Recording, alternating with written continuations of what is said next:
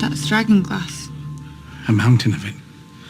Beneath the ground. What are some economic lessons we can learn from Game of Thrones and House of the Dragon? That's what we're examining throughout this series that I'm dropping. And the videos are dropping along with House of the Dragon Season 2. So if you enjoy Game of Thrones, House of the Dragon, please like, subscribe, and click the notifications bell. You'll get notifications for new videos. Today we're going to look at the economic concept known as the production possibilities curve or the production possibilities frontier. It's taught in introductory economics. It's often maybe not thought of as the most exciting topic, but it's pretty interesting. And there's actually some great Game of Thrones clips that can help us talk about and learn about this important concept. Let's go to the first clip featuring Arya Stark. My name is Lana. I'm an orphan. When I was 8, I begged enough money to buy my first bucket of oysters. I sold that bucket and made enough money to buy 2 more. It took a while, but I finally saved enough to buy myself an oyster cart. Now every morning, I make my way down to the canals. Really, really great clip here. So, Arya, who's of course going by Lana in her story, starts off by selling on her own, but the key thing she does is she reinvests her profits. By reinvesting her profits, what she is able to produce with her labor goes up dramatically. So she starts with a bucket. Well, what can she do with the bucket? All she can do is sell whatever the bucket can hold. She takes those profits and instead of spending those profits, reinvests for more capital. And that additional capital is a second bucket. That capital allows her production possibilities frontier in terms of what she could sell expand. So let's take a step back. The production possibilities frontier shows the total amount that can be produced. In this case, it can be sold or brought to market based on the available land, labor, and capital. And what's relevant here is really the labor and the capital. So Arya Stark has the labor, and then there's the capital. The frontier is static, but extra capital can expand the frontier. More can be done when you have additional capital. So when she goes from 1 bucket to 2 buckets, she can then bring more oysters, sell more oysters. The frontier expands. Then what does she do? Well, she could just spend those extra profits she makes daily, but instead she reinvests those for even better capital, this time a wheelbarrow, right? A cart that can hold far more. Now, what can she produce? Well, she's able to sell far more oysters. Interesting thing, often the production possibility frontier is thought of in terms of 2 different goods, like good 1 and good 2, and how much could you sell? In this particular case, I almost think it's better to think of good 1 versus leisure time. So with 1 bucket, there's only so many oysters that could be sold and so much leisure time that could be had.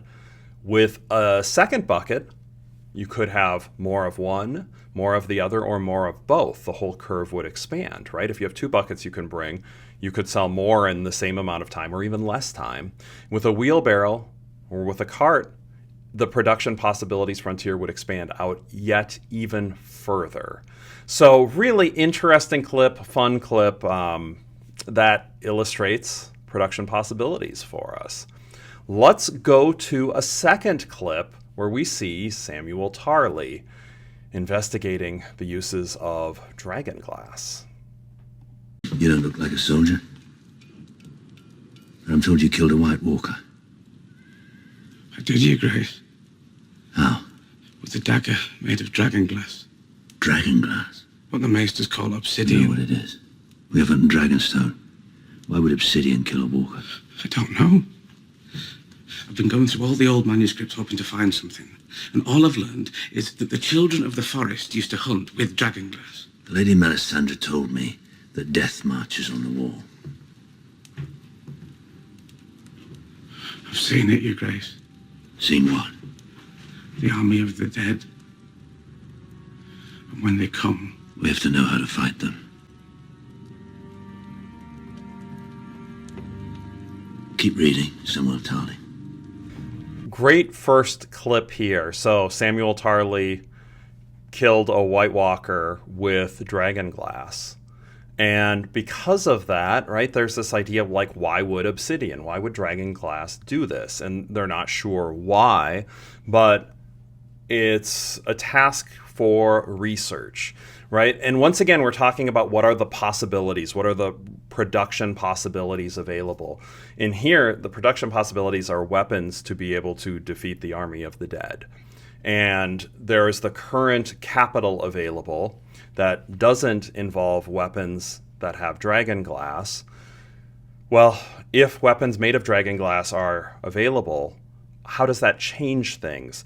That's what this research is starting to find out, right? That's what Samuel really wants to start to find out, and really he was ordered to by Stannis to continue to look to see if he could figure anything else out. Let's watch a second clip where he figures a little bit more out.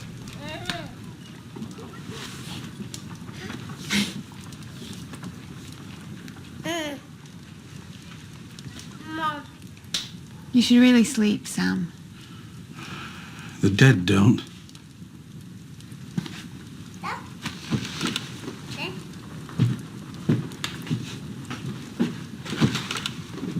Legends of the Long Night.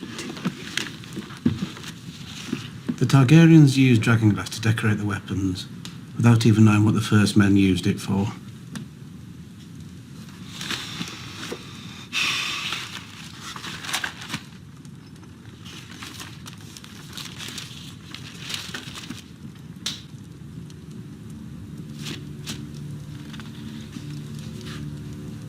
What is it? It's a map of Dragonstone. The Targaryens built their first stronghold there when they invaded Westeros. That's dragonglass. A mountain of it, beneath the ground. Stannis told me, but I didn't think... This is important. Jon needs to know.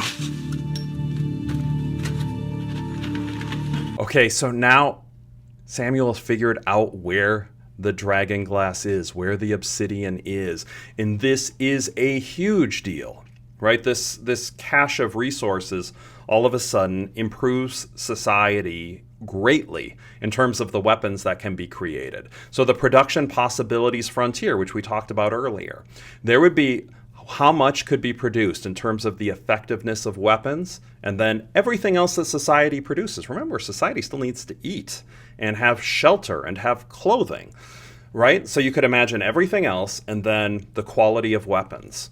By finding that there is a cache of dragonglass, this is enormous. It means a far greater quality of weapons can be developed, one that can potentially defeat the army of the dead, while either just making all of that extra energy into making the weapons better, or perhaps it could, because of the weapons are so much better, maybe there could be better food, more food produced, more shelter produced, more clothing, or anything else that needs to be produced.